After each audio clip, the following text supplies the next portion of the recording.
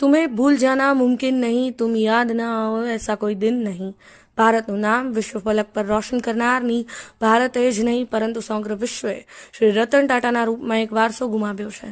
એવા પરોપકારી સંતની યાદમાં સુરતના ગ્રીન આર્મી ગ્રુપે રોપ્યા દીર્ઘ આયુષ્ય ધરાવતા 86 વૃક્ષો.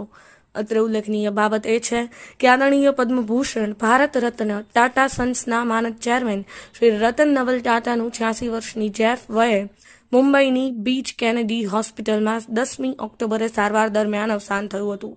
ત્યારે સુરતની એક દશકાથી 365 દિવસ ઉગતા પહોરે બ્રહ્મ મુહૂર્તે મંત્રોચ્ચાર સાથે વૃક્ષારોપણ કરતી આવતી ભારતની એકમાત્ર સંસ્થા ગ્રીન આર્મી ચેરિટેબલ ટ્રસ્ટ સંસ્થા અને સંસ્થાના 351 સૈનિકોએ સંકલ્પ લીધો હતો કે રતન ટાટા સાહેબ જેટલા વર્ષ જીવ્યા તેટલા વૃક્ષો તેમની યાદમાં રોપી જતન અને માવજત કરીશું.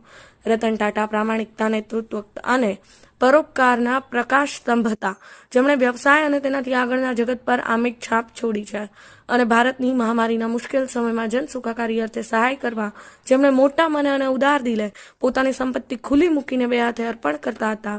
પ્રભુ શરણમાં સ્વર્ગે સીધાવ્યા છે તેવા મહાન ઉદ્યોગપતિ, કરોડો લોકોના હૃદય સમ્રાટ, ભારતના પનોતા પુત્ર રતન ટાટા સાહેબને હરદમ યાદ રાખવા સુરતની ગ્રીન આર્મી ચેરિટેબલ ટ્રસ્ટ સંસ્થાને 12 જાન્યુઆરી 2025 શુક્રવારના રોજ સુરતના ઉત્તરાયણ રેલવે સ્ટેશનની બાજુમાં આવેલ વિશાળ ગ્રાઉન્ડમાં 86 વૃક્ષોનું રોપણ કરવામાં આવ્યું.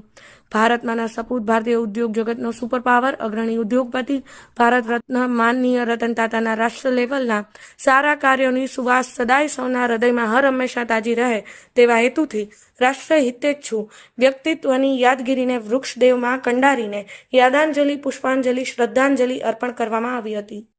આ શુભ અવસર પર કામરેજ તાલુકાના શાસક પક્ષના નેતા શ્રી રમેશભાઈ શિંગાળાજી અને મુંબઈ તરંગ ન્યૂઝના તંત્રી દિલીપભાઈ પટેલ અને હિતેશભાઈ સોલંકી પણ પધાર્યા હતા.